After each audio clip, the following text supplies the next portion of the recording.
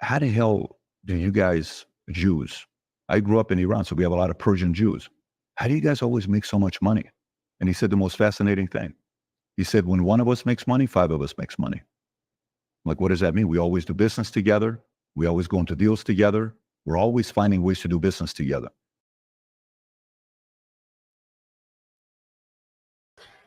That was Patrick Bet David on his show. I'm not sure what the context of him speaking, but he was speaking about something that I've harped on quite a bit. I think the keys to success are doing business with friends and family. Once you work out the kinks, it becomes much easier than trying to do business with strangers. Anyway, so this is going to be a special segment. We're just going to kind of walk through some of the Twitter feed with the upcoming DNC convention. I figured there should be some interesting things in the news. So we'll take a look at some of those. So what I'm going to do is share kind of my Twitter bookmarks. And I found some interesting things. I bookmarked them so I could just go through them rather quickly. So I'll share my screen with you again. Share my screen. A couple of interesting things about that I saw in the news. Here's the first thing. Jake Paul had some choice words to say for New York. Let me see if I can get those here. I'll pull that up. He had some rather choice words about the 14-second mark. Let's see. Let's see. Now I want to copy the address. I think it's about the 17 mark. And here. Fuck you, dumbass Democratic City. He's talking about New York City. That I found it to be interesting. People, the political fault lines are getting coarser and coarser there. And there was a Patrick Bet David clip that I showed you to start to show off. Let's look around and see what's going on in Chicago. Here's a clip from Chicago here. You can take a look. Let's play this video. If you look behind me over my shoulder, you'll notice those fences and snowplows in place. We've actually watched all morning as they have started to bring in more metal fencing, more barricades, and these snowplows have been kind of navigating around those barricades and getting into place around the UC. Take a look at some of this video we got earlier this morning. You can see a lot of cars have been turning around already as they're met with these new closures that have been set in place overnight and early this morning. I love democracy. Like, I wish I was going to the convention, but for the neighborhood, there's been like no communication and very little engagement of the people who are closest to it. The parking restrictions have changed 3 times in the last week on our block, and no one's like communicated to us that the protest route actually goes right in front of our building. And that resident, I'm not quite sure what he was expecting. Was he expecting the city of Chicago to show some respect for his residents when they haven't shown any respect in terms of the killing and the violence and the crime? telling us that most of the information he's gotten actually is coming from us or other local news outlets. He says his hopes are that over the next few days, there's more direct communication from area law enforcement or even from the Secret Service. And really his concerns, Mugo Adrina, have been echoed by a lot of drivers and neighbors we've talked to in this area this morning. A lot of frustrated drivers, to say the least. We know security will just continue to get tighter as we approach opening day on Monday. Now, I predicted the Chicago would either go virtual for the convention or it would be in a state of lockdown, unseen to the residents. And that is probably the only way that the Democrats can put forward a safe convention. The only way they could hold a convention is to more or less institute almost like martial law type behavior there for it to work out. I saw this funny on Twitter, and I thought about things you see. Kind of like the things you see in America. Is take a look.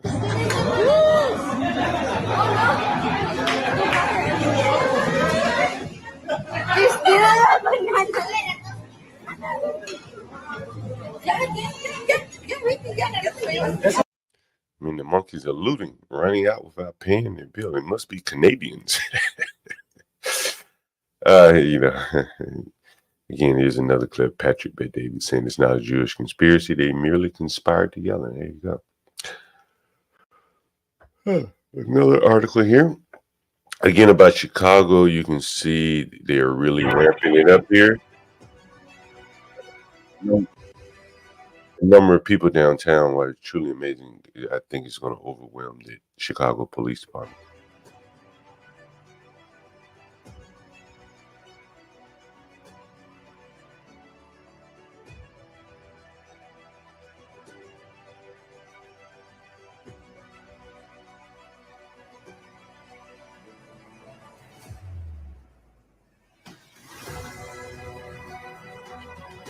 Now, I don't think these people will be able to get anywhere close to the Kamala or the convention goers, the elite, the establishment people.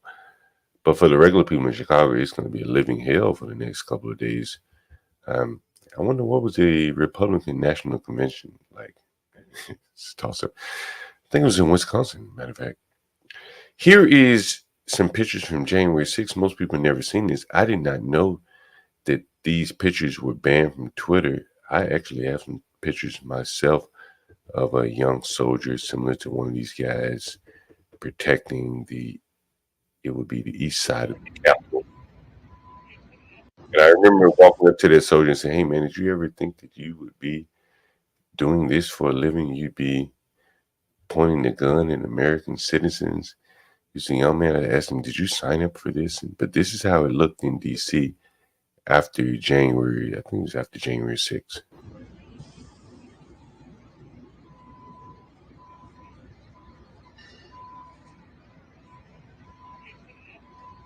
And notice the COVID mask. I can never get over that.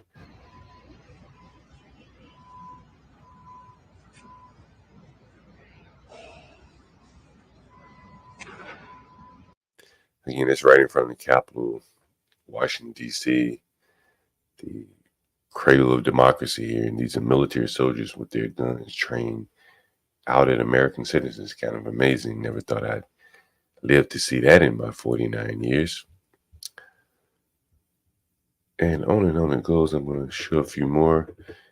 Again, some more protests in Chicago. This is for the week ahead. It's going to be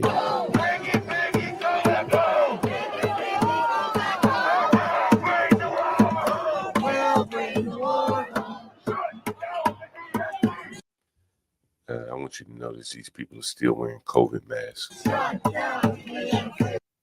You can say, well, are they concerned about COVID or is it something else? Look at all these people with masks. It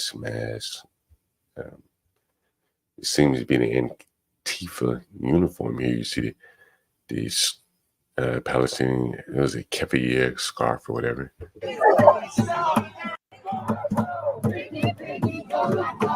Just look at all the masks and the scarves. These people are clearly covering their face for a reason. And the next tweet here, Kamala Harris's campaign co-chair here.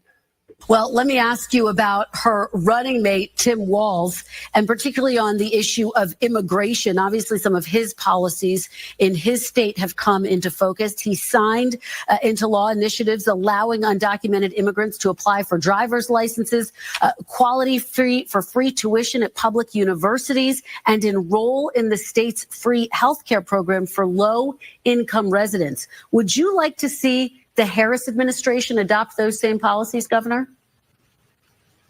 Well, I can tell you, Tim Walz is a pragmatic guy. He's a Midwesterner just like me. And I think some of the wonderful things he's done in Minnesota resonate with, Americans in all states. There you go. This Kamala Harris campaign coordinator, their co-chair. And here's an interesting tweet I saw. I don't know why I bookmarked this, but I'm curious to know why I did. Let's see.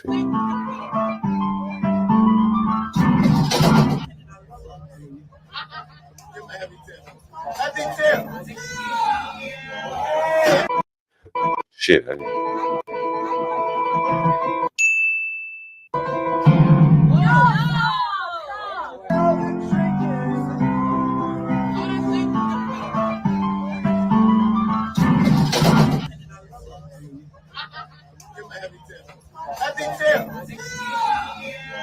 Oh shit, she stole his money.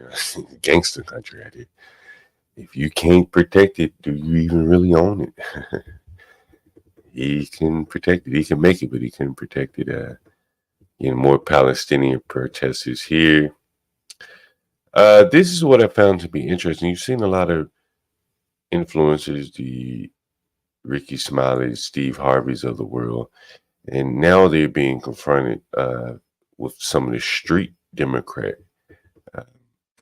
establishment people. So this is Jamal Green and the establishment Roland Martin. Take a look. Look at this dude.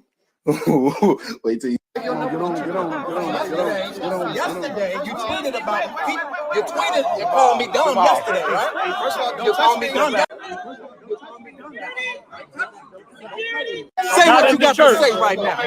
Say what you got to say. Look at this dude. Wait till you see the. No. And, the most telling thing about these are all Democrats. Roland is a Democrat. Jamal Green is a Democrat. They're all Democrats. Under one Big Ten, there's a lot of discourse. A lot of anger and angst between the people. It's a wonder they're able to keep this Big Tent together there. But again, that's Roland Martin being agitated by Jamal Green, a Chicago street activist. Here's something interesting here. In San Francisco, Stockton's camera showing a woman kicking and struggling as two men try to steal her purse in San Francisco's Stockton Tunnel. KPIX5's Andrea Borba is there, just spoke to the victim about her terrifying ordeal. Andrea? This is surveillance video from Sunday morning at 9:10 a.m. when hairstylist Li Hua Yang became the victim of a horrific strong-arm purse snatching at the mouth of the Stockton Street Tunnel in Chinatown. She was trying to get to work that morning. We spoke to her. Wow, just walking to work early in the morning, and you get strong-arm robbed for your purse. In San Francisco, they really lost their control over the criminals. I think Oakland went first, and now San Francisco is devolving as well.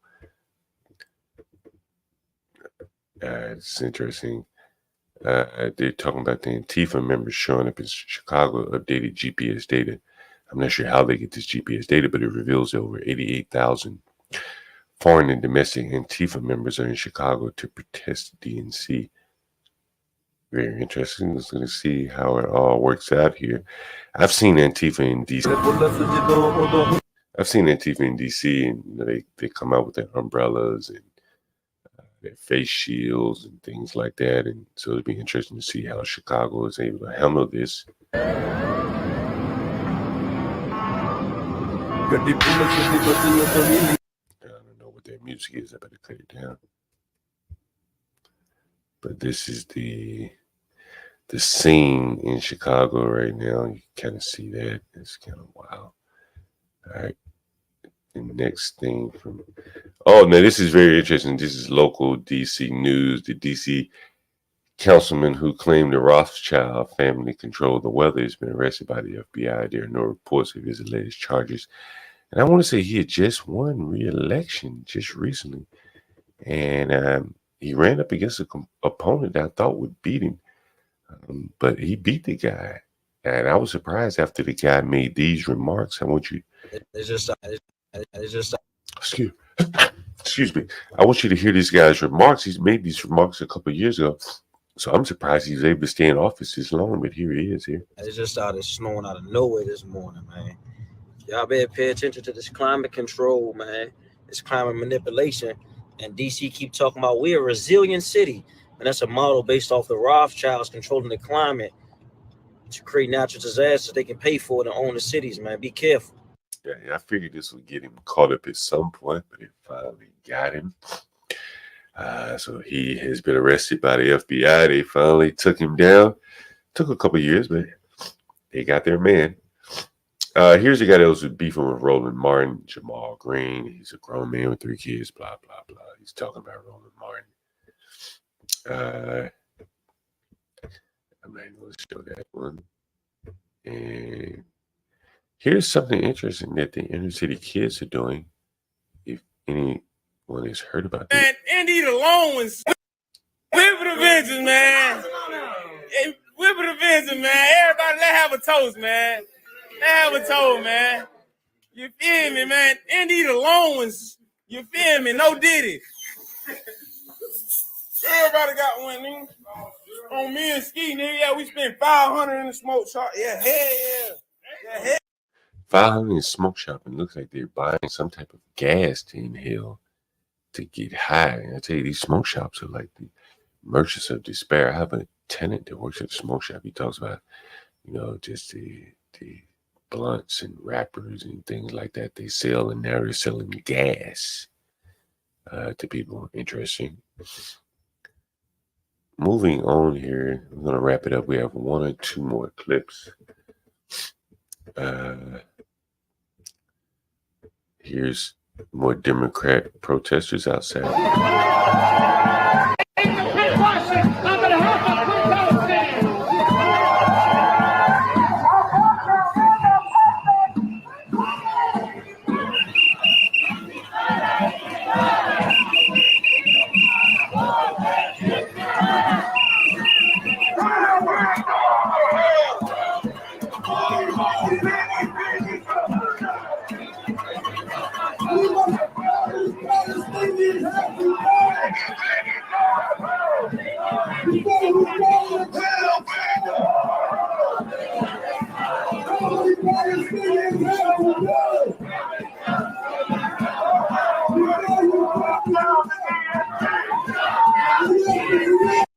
I think what you're seeing here is a mix of peaceful protesters, and I think the agitators are the ones that are covering their face, their head coverings.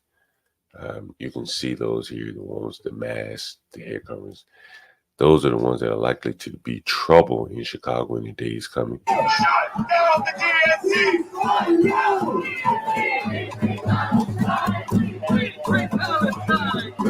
It's interesting that these people probably were the same ones advocating for the Democrats to provide free health care, free education, child care, things like that.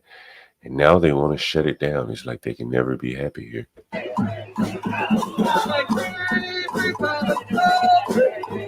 Look at all the masks.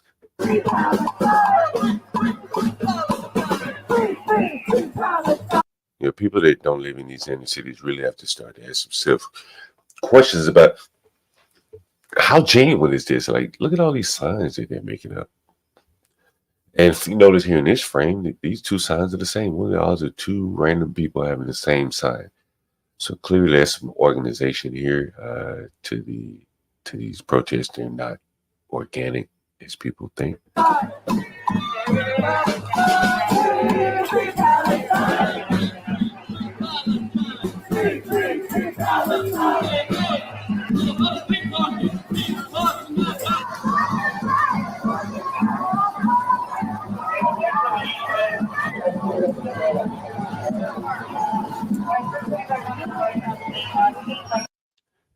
I think that's pretty much enough of that video there. Excuse me. And this is another video of Roland Martin and Jamal Green. You can see the animosity there. Another video of Roland Martin. Roland Martin again. Here's something interesting. Pallets of bricks. I mentioned this yesterday. Pallets of bricks being left on the streets in Chicago. You might remember this during the Freddie Gray riots. Things like what? We're going to fucking buy the hospital. There's just a pallet of bricks down here. And this one dude hanging out. This is so fucking weird. Like what? We're going to fucking fuck up a hospital? Who the fuck is this and why? This is ridiculous. Why are they here?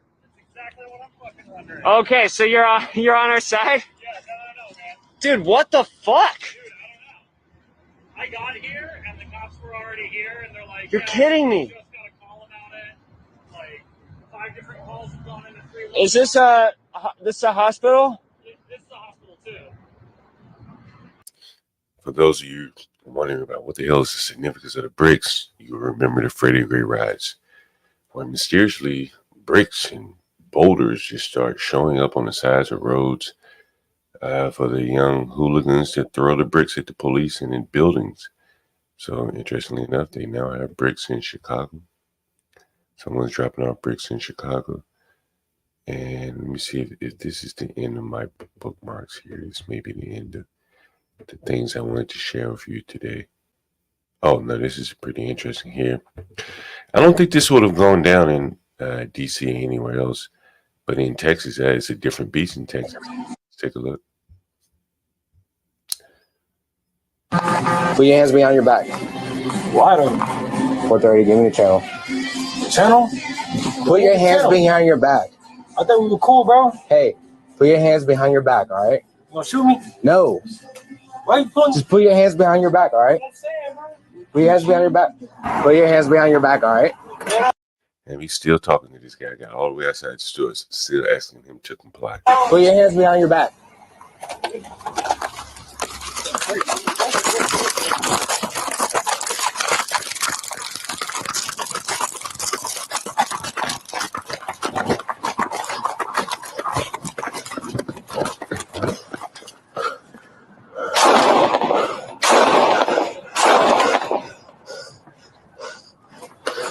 Shots fired.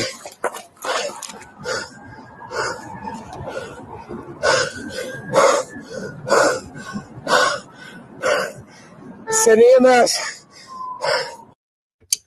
That's some damn good shooting. You have to give him that. But more to the point, it almost reminded me of the Walter Scott shooting in South Carolina, where the police officer just more or less shot the guy from the back. From a distance. Again, it was a good shot. Clearly, he hit a man that was running. But I'm not sure what threat he offered to the guy. And if you notice, again, Texas is a very different town. The grand jury refused to indict the guy for that shooting. Oh, imagine if Michael Slager had been in Texas as opposed to South Carolina. Michael Slager is the guy that shot Walter Scott, by the way. A couple more interesting videos. We're at 22 minutes here. I'll try to cut it at about 25 minutes. Here's an interesting video. The type of armor that officers and military men have to wear these days. Take a look. I don't think there's any volume. Yep, she walks up. She stabs the guy, but luckily he had on a stab plate or whatever. He'd be a dead guy without that stab plate. He'd be a dead man. This is in Israel, I think. Interesting. The knife is much more dangerous than the gun in some cases. Anyway, so I think that pretty much concludes. I'll end it with this. I showed this yesterday. Every single place. We are a people that has been kicked out of every place we've ever lived for 2,000 years. Every single place. Every single place. Again, that I think this pretty much concludes our show for today. It's just a quickie rewind of the news of the week or so, and take a look forward to the news that we're likely to see coming out of Chicago. Again, thanks for joining.